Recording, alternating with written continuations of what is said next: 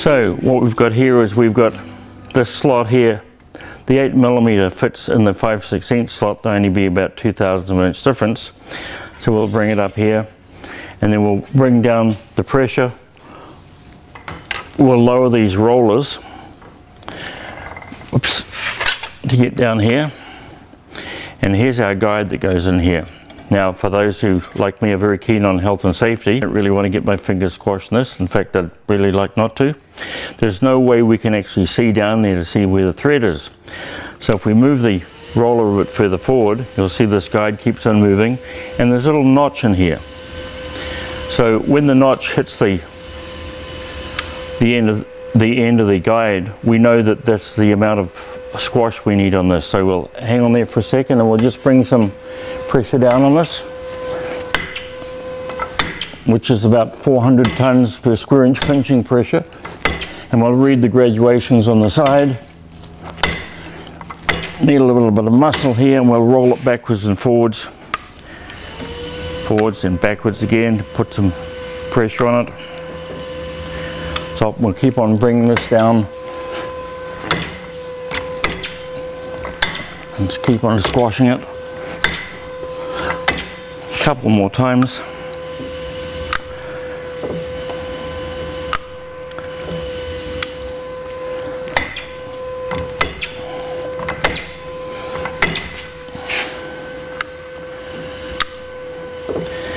And you'll see once the flat piece comes out what the profile looks like. We'll do this a couple more times until we get the right width. And if we hold our mouth right,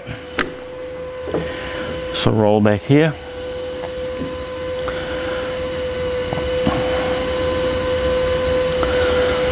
As you see the wire come out, here's the end of the guide. It's got a fair amount of squash on it. If you put your finger on it, it's getting a little bit warm as well. So this is only part of it. So we'll put this guide on the other end and use the same technique until we get out to this little slot on it. We'll stop, we'll roll it backwards. And we'll roll this backwards, crush this a bit more.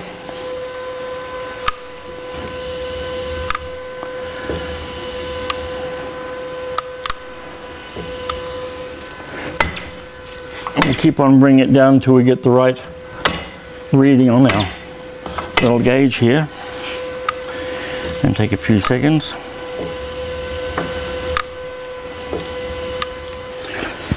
Bring it down until we get about a 10 on here. That'll work for there.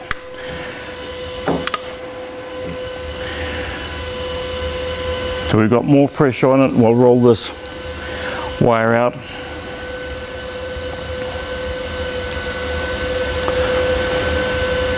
Here it comes. So this side will be quite a bit more squash, and quite a bit wider and a lot thinner than the first side. So we'll continue rolling this and bring it out, and you'll see the finish that comes out on it. Hasn't been polished or anything. Again, you can see our mark here. We don't want to go past there.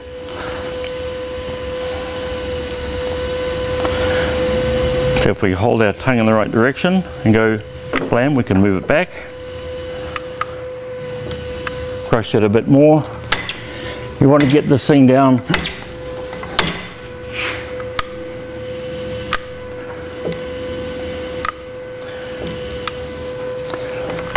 till it reaches this mark of about 5 on here, which is what we're going to do today. And it should be about right.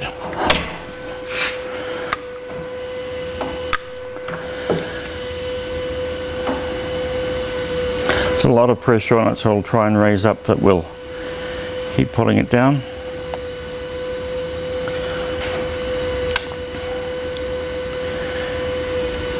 And you'll notice that this is quite a bit wider and a lot thinner. If we put our fingers on it, yep, you can't boil water on it, but it's getting pretty warm.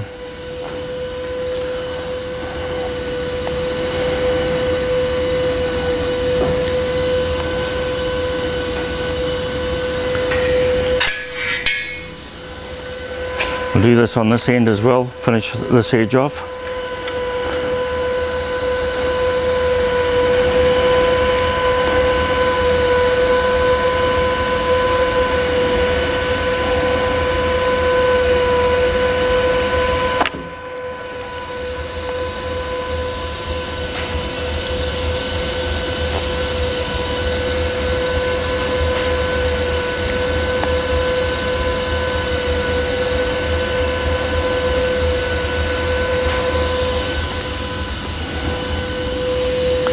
You can see we've got a little bit of a shoulder here. We need about 20 mil or so as a transition area, and that should be pretty close to being finished, well, for this demonstration anyway.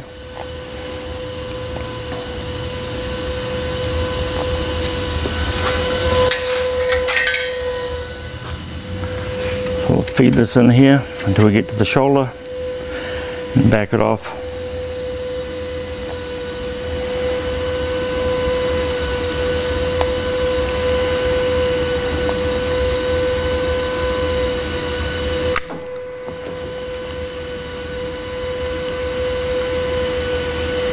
As it comes back out, we'll gradually ease the pressure off it this way.